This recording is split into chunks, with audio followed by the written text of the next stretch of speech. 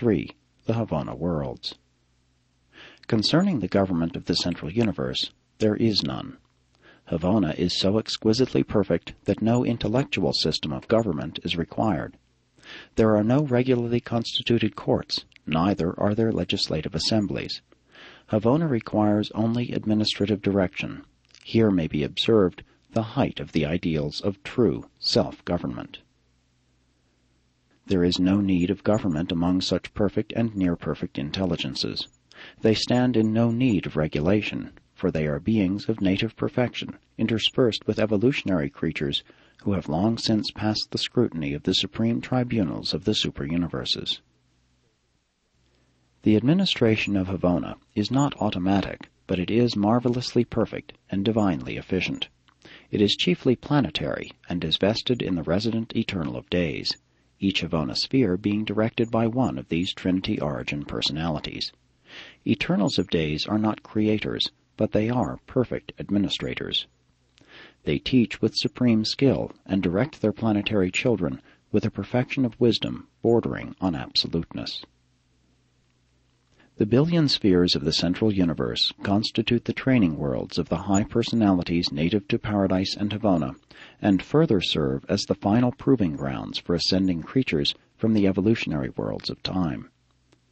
In the execution of the Universal Father's great plan of creature ascension, the pilgrims of time are landed on the receiving worlds of the outer or seventh circuit, and subsequent to increased training and enlarged experience, they are progressively advanced inward, planet by planet and circle by circle, until they finally attain the deities and achieve residence on Paradise.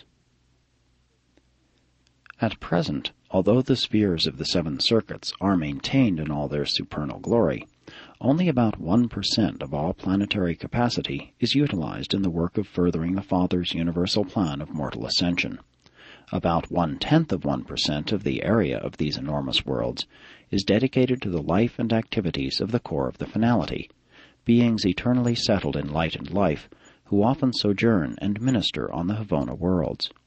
These exalted beings have their personal residences on Paradise. The planetary construction of the Havona spheres is entirely unlike that of the evolutionary worlds and systems of space. Nowhere else in all the grand universe is it convenient to utilize such enormous spheres as inhabited worlds. Triata physical constitution, coupled with the balancing effect of the immense dark gravity bodies, makes it possible so perfectly to equalize the physical forces and so exquisitely to balance the various attractions of this tremendous creation.